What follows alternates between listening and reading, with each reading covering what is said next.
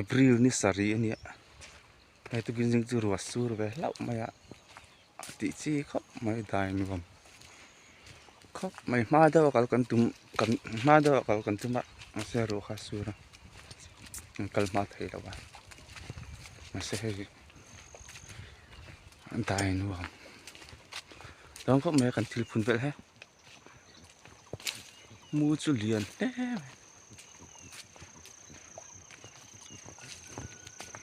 thil phun vel thai vel thei vel kha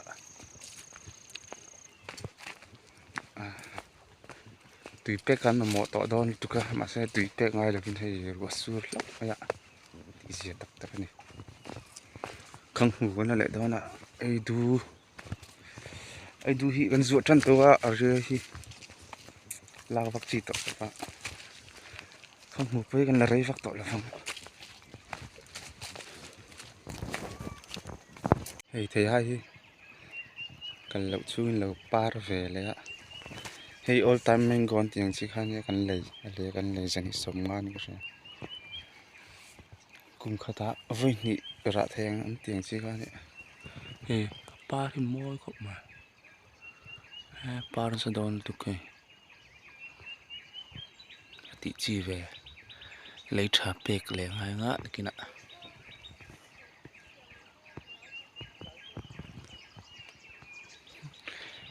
mình làm chứ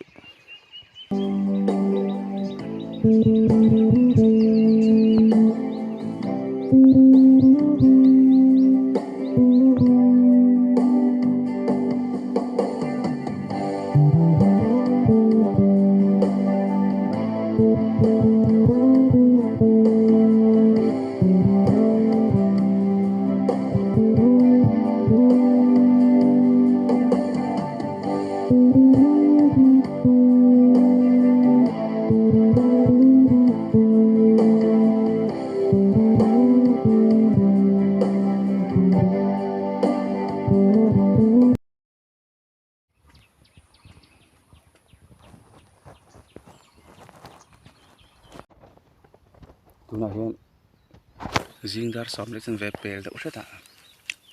tục chuồn cái này to thì lắm bằng thái về đi không ngủ gần là lên mà đi tụi ống dậu dậu bơ cân ruột tôi hay ấy tụi hiện thì cùng tụi rồi nha thì đủ chân ấy thấy vết thôi tùy dọc lấy lên mà sẽ còn uy độ to cùng người ta ngăn ruột to đó nè cũng chẳng hao hết bệnh hết